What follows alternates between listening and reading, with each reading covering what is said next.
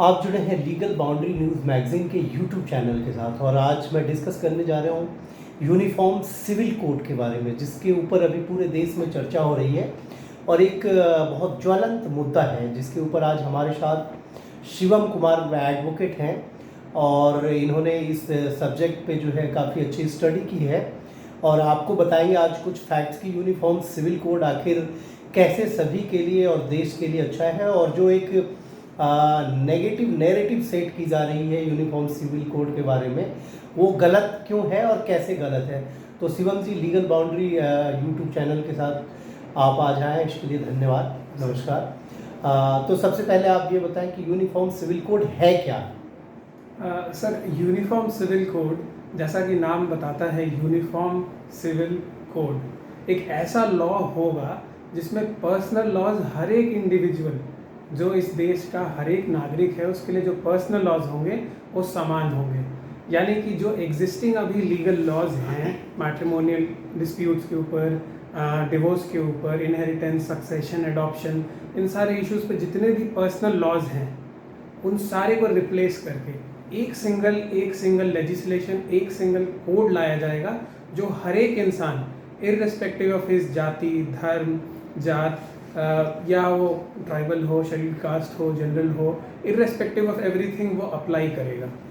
एक narrative set की जा रही है कि यूनिफॉर्म सिविल कोड जो है वो मुसलमानों के खिलाफ है और कहीं ना कहीं उनके जो सेंटिमेंट, उनके जो रिलीजियस फीलिंग्स है उस पर कहीं ना कहीं इस कानून को लाकर एक उनको हर्ट करने की कोशिश की जा रही है और उनके ऊपर एक हमला है। इस बारे में आप बताएं।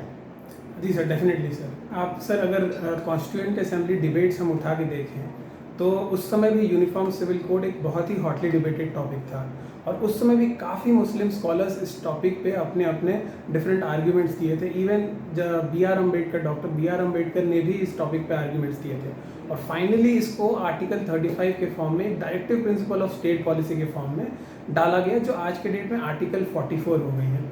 अब अगर हम मुस्लिम लॉ की किताब भी उठाएं तो बहुत सारे ऐसे मुस्लिम स्कॉलर्स हैं जो इस बात को एडवोकेट करते हैं कि एटलीस्ट यूनिफॉर्म सिविल कोड होना चाहिए। आप सुप्रीम कोर्ट के ही जजमेंट्स को ले लें। शाहबानो बेगम के केस में क्लेम था हस्बैंड का कि मेंटेनेंस जो है वो केवल इद्दत पीरियड तक देना अलाउड है मुस्लिम लॉ के तहत। अब सोचो, अगर मेंटेनेंस केवल इद्दत पीरियड के लिए मिले तो अगर एक डिवोर्स्ड वाइफ है वो कैसे अपना जीवन व्यतीत करेगी।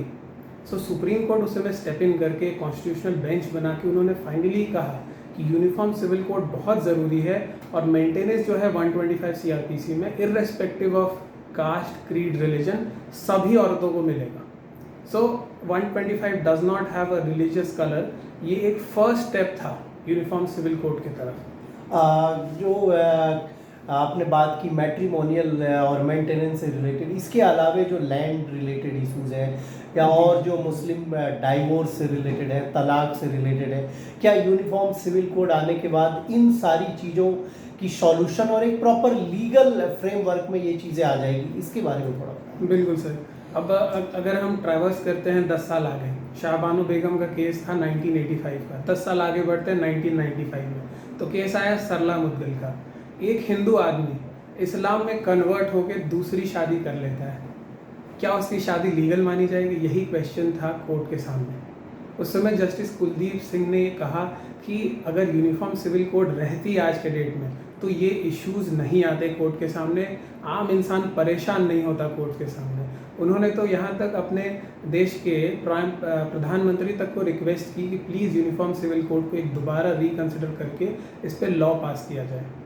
तो जो नेगेटिव नैरेटिव्स की बात करें, देखिए जो नेगेटिव नैरेटिव सेट कर रहे हैं यूनिफॉर्म सिविल, वो भी लॉयर्स हैं, वो भी एक्टिविस्ट हैं, वो भी जर्नलिस्ट हैं, वो भी सारे एकेडमिशियंस हैं।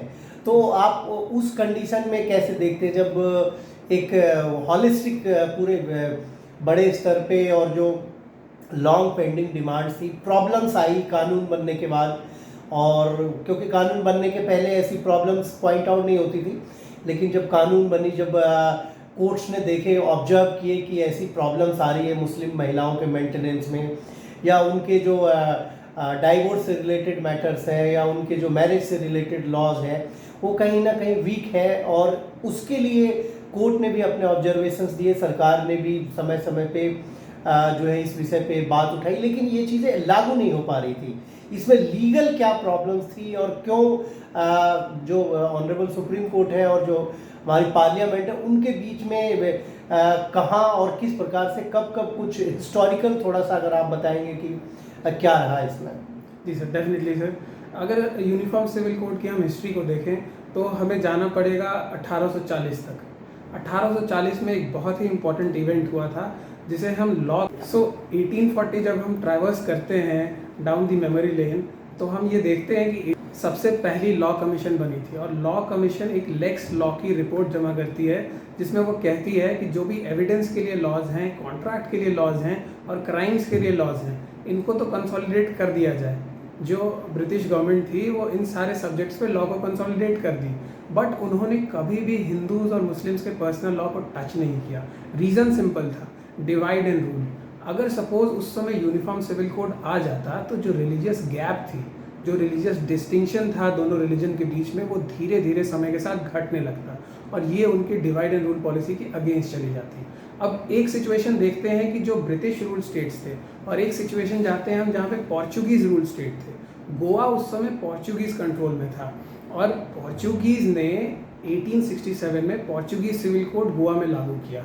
अब ये पोर्चुगीज़ सिविल कोड जो है एकदम यूनिफॉर्म सिविल कोड की तरह काम करता है और आज भी 2022 में वो गोवा में लागू है और सभी धर्म के लोग, चाहे वो हिंदू हो, मुस्लिम हो, क्रिश्चियन हो, ईसाई हो, वो उसी लॉ से गवर्नड है और एक सामान्य प्रक्रिया है इनहेरिटेंस के लिए, डिवोर्स के लिए, सक्सेशन के लिए, अडॉप्शन के लिए, मेंटेनेंस के लिए, मैरिज के लिए। सो जब वहाँ पे पिछले 150 साल से ये चल रहा है, किसी को कोई दिक्कत नहीं आई, कभी ये चैलेंज भी नहीं हुआ, विच क्लियरली शोज कि ये बाकी जगह भी बहुत ईजिली चल सकता है। नैरेटिव तो सब क्रिएट करेंगे ही सर, कुछ अच्छा करने जाओ तो 4 लोग खींचेंगे ही आपकी टांग। आपने हिस्टोरिकल बैकग्राउंड के साथ अभी इस बारे में बताया कि यूनिफॉर्म सिविल कोड जो है कब से और किस किस तरीके से जो है देश में लाने का प्रयास किया गया, लेकिन जो प्रेजेंट यूनिफॉर्म सिविल कोड की ड्राफ्ट जो है उस ड्राफ्ट के बारे में बताएं, उसमें क्या चीज़ें हैं जो लोगों को जानने की ज़रूरत है कि क्या बेनिफिट है और सरकार ने उसमें जो हमारी लॉ कमीशन है, जो एक्सपर्ट्स हैं जिन्होंने ड्राफ्ट की, उसमें किन किन बातों का ध्यान रखा है। सर अगर जो प्रपोज बिल है उसको देखा जाए तो अभी वो कमेंट्स के लिए ओपन है, तो अभी जितने भी सजेशंस आ रहे हैं उसको इंक्लूड कर, क्योंकि सर देखो India is a state of diversity, ठीक है। This we can not go on to state that कि यहाँ पे डिवर्सिटी नहीं है। यहाँ पे कस्टम से काफ़ी लॉज गवर्न होते हैं। अगर शेड्यूल्ड ट्राइब्स को ही हम अगर उठा लें, हाँ, एक कस्टम की आपने बात की, तो मुस्लिम लॉ में ये चीज़ें हैं कि कस्टम्स से बहुत सारी चीज़ें जो है वो अडॉप्ट की गई है, तो कस्टम्स और लॉ दोनों को कनेक्ट करने में एक दिक्कत आएगी। वहीं पे इश्यूज जो है उठ रहे हैं, वहीं पे लोग ये कह रहे हैं कि हमारी ये कस्टम है, हमारी जो रिलीजियस फ्रीडम है, उसमें कहीं ना कहीं इंक्रोच करने की कोशिश गवर्नमेंट करे। उस बारे में थोड़ा सा आप पॉइंट आउट करें। Definitely sir. अब सर देखा जाए तो रिलीजियस फ्रीडम के लिए जो हमारा संवैधानिक अधिकार है वो पार्ट 3 में आर्टिकल 25 में कंटेंट है। कहा जाता है कि every citizen of India has a right to profess, propagate and practise his religion, ठीक है। This is the fundamental right and ये एनफोर्सेबल है। रिट पिटिशंस डाल के कोई भी हाई कोर्ट या सुप्रीम कोर्ट से इनको इन्फोर्स करा सकता है। बट इसमें एक बहुत ही बड़ा जो टॉपिक है वो है एसेंशियल रिलीजियस प्रैक्टिस का। अब जो एसेंशियल रिलीजियस प्रैक्टिस है उनको टच नहीं किया जा रहा है इस यूसीसी से। Uniform civil code is not directly encroaching upon any essential religious practice, और वो वही प्रैक्टिस इन्फोर्स करा रहा है जो कि आज की डेट में नेसेसरी है। आर्ग्यूमेंट ये है कि should law follow social change और social change should follow law. हमारा ये कहना है कि we have waited for social change for a very long period of time now. It has been almost 170 years. Society की जो हमारा जूरिस्प्रूडेंस है जो कहता है कि सोसाइटी तो पहले से है, लॉ बाद में बनी है। एग्जैक्टली। और सोसाइटी से लॉ आती है, सोसाइटी अपने लिए लॉ बनाती है और सोसाइटी की जो वेलफेयर के लिए वो लॉ होनी चाहिए। तो मतलब यूनिफॉर्म सिविल कोड जो है वो वेलफेयर ऑफ द सोसाइटी है। मास लेवल पे सोसाइटी को बेनिफिट होगी। सोसाइटी में जो प्रॉब्लम्स हैं, जो ट्रेडिशनल कस्टम्स हैं, जिससे सोसाइटी में कहीं ना कहीं किसी के राइट्स जो है अफेक्ट हो रहे हैं, उसको उस राइट्स को देने का प्रयास यूनिफॉर्म सिविल कोड के माध्यम से करने का प्रयास है। इसमें कुछ जो स्पेसिफिक चीज़ें हैं जिससे डायरेक्टली जो हमारे दर्शक हैं वो समझ पाए कि यूनिफॉर्म सिविल कोड में ये चीज़ें सरकार जो ड्राफ्ट है उसमें ये लेके आई है। आप कुछ स्पेसिफिक पॉइंट जो है वो बताएं। जैसे सर आप समझिए कि अगर कोई मुस्लिम फैमिली का है, ठीक है, और कोई एक हिंदू फैमिली, कोई एक सिख फैमिली का है, अगर उसके केस में कोई पैतृक संपत्ति का केस होता है तो उस केस में प्रॉपर्टी जो है, अगर हिंदू मैरिज एक्ट खोले आप तो क्लास 1 क्लास 2 एएस बना के डिवॉल्व हो रही है, मुस्लिम लॉ खोले तो कुछ और है, सिख लॉ देखें या ईसाई का लॉ देखें तो वो कुछ अलग होगा।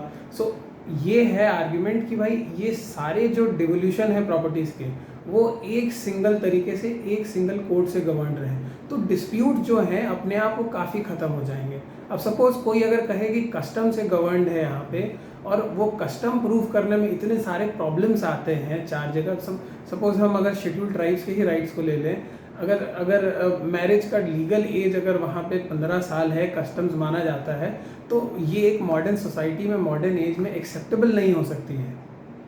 तो इसी तरीके से अब सपोज़ मैरिज का ही ले लेते हैं हम टॉपिक, तो मैरिज रजिस्टर करने का तरीका, सोलेमनाइज करने का तरीका और फिर फाइनली डिवोर्स लेने का तरीका, ये सारा हर एक धर्म के लिए सेम होना चाहिए। आप किसी भी मॉडर्न कंट्री को उठा के देखें, वहाँ पे यूनिफॉर्म मतलब आप एक अगर सिंपल भाषा में हम कहें तो इस चीज़ में ये कहा जा सकता है कि जब आप बात करते हैं कॉन्स्टिट्यूशन से देश चलता है तो कॉन्स्टिट्यूशन के अकॉर्डिंग जो लॉ है उसके अकॉर्डिंग आपको चलना पड़ेगा। मतलब वो एक जो फ्रेम है उस फ्रेम में लाने का प्रयास है यूनिफॉर्म सिविल कोड कि बियॉन्ड दी कॉन्स्टिट्यूशन कोई काम ना हो और जो समाज के अगेंस्ट हो, जो डिस्क्रिमिनेशन क्रिएट करता हो वो चीज़ें ना हो, इसलिए यूनिफॉर्म सिविल कोड हमारे देश में ज़रूरी है। बहुत ज़रूरी है। जो मुस्लिम महिलाएं हैं उनके दिमाग में सवाल है कि यूनिफॉर्म सिविल कोड के बाद क्या जो प्रॉब्लम्स हैं वो ख़त्म हो जाएंगी, तो थोड़ा सा वो आप एक्सप्लेन करें। बिल्कुल सर, अभी जो प्रोसीजर अडॉप्ट करते हैं, अब देखो शाह बानो बेगम केस से जो एक स्टार्ट हुआ है, मैं जुडिशरी की तो कितनी भी तारीफ़ करूँ वो कम ही है।